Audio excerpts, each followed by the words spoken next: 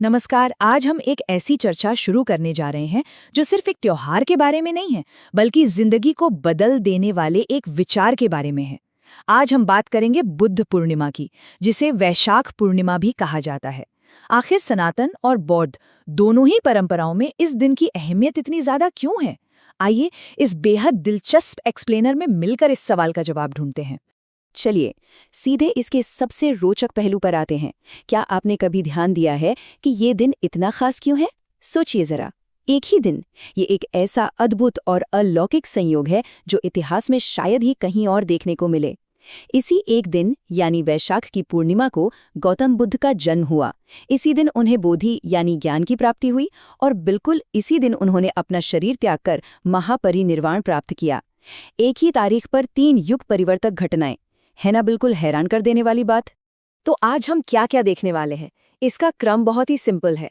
पहले हम इस ट्रिपल माइलस्टोन के मायने समझेंगे, फिर राजकुमार सिद्धार्थ के एक सन्यासी बनने के उस दिलचस्प सफर को देखेंगे, उसके बाद बात होगी उनके मूल दर्शन यानी उनकी फिलॉसफी की, और आखिर में जानेंगे कि आज के समय में हम किन नियमों और अनुष्ठानों का पालन कर सकते हैं।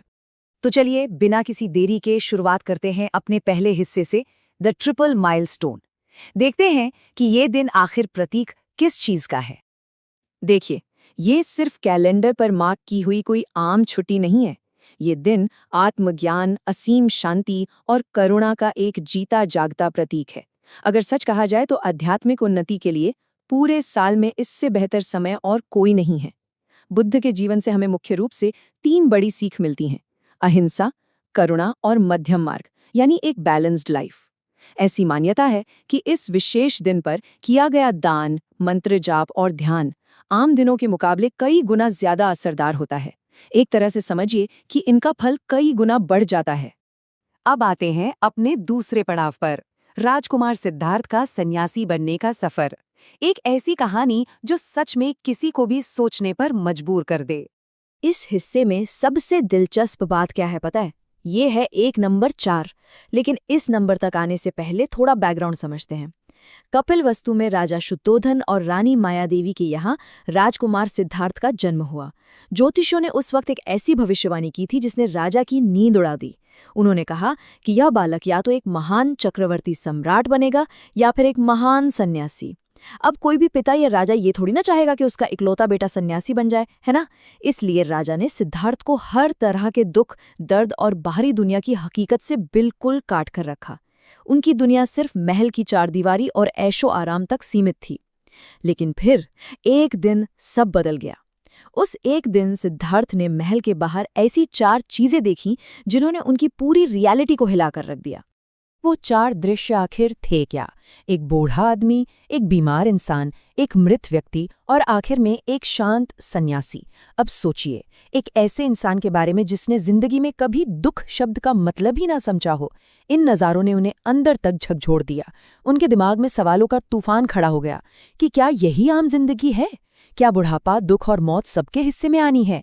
यही वो 4 नज़ारे थे जिन्होंने उनके अंदर सत्य की खोज की उस चिंगारी को हवा दी। इस टाइमलाइन पर जरा गौर कीजिए। कपिलवस्तु का वो आरामदायक महल, जिसे महज 29 साल की उम्र में सिद्धार्थ ने हमेशा के लिए छोड़ दिया ताकि वो सच्चाई की खोज कर सकें।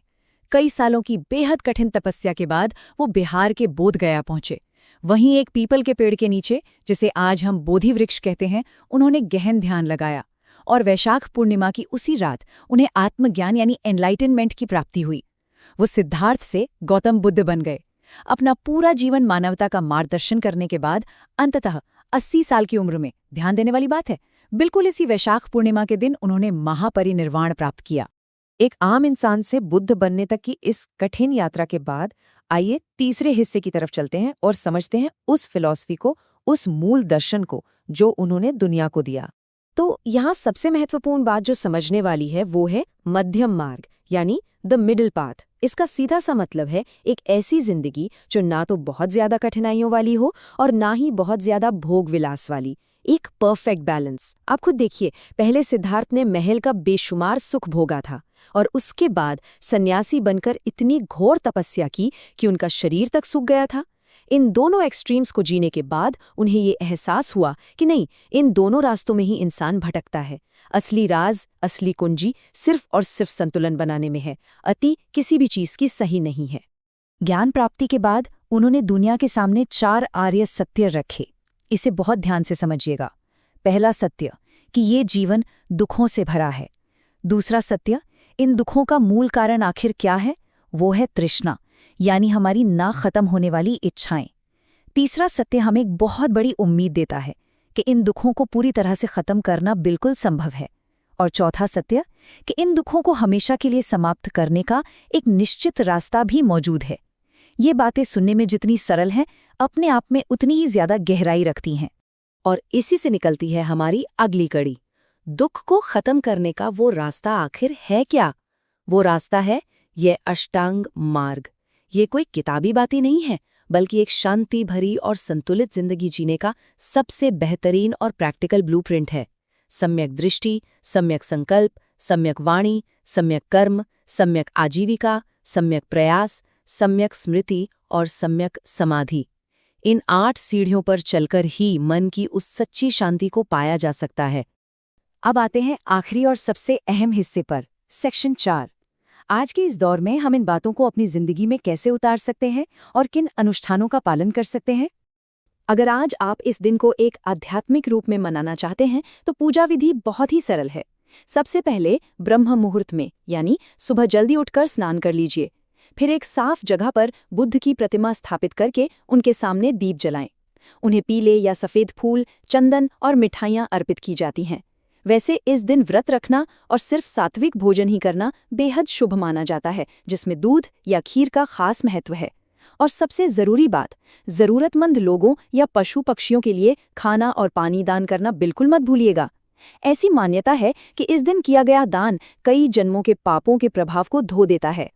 और हाँ, इस खास दिन पर जब आप शांति से ध्यान लगाने बैठें तो आप इस बेहद शक्तिशाली मंत्र का जाप कर सकते हैं। ओम मणि पद्मे हुम। सिर्फ इन अल्फाजों को सुनकर और दोहराकर देखिए। ये सिर्फ शब्द नहीं है, इनका उच्चारण एक ऐसी फ्रीक्वेंसी पैदा करता है जो हमारे अंदर के शोर को, उस बेचैनी को बिल्कुल शांत कर देता है और चारों तरफ एक बहुत ही पॉजिटिव और शांत एनर्जी फैलने लगती है। ध्यान रखने वाली बात ये भी है कि इस दिन व्यवहार में क्या शामिल करना चाहिए और किन चीज़ों से पूरी तरह बचना चाहिए। देखिए, एक तरफ तो ये दिन हमसे मांग करता है कि हम शांति बनाए रखें, ध्यान करें, सच बोलें और ज़रूरतमंदों की दिल से मदद करें।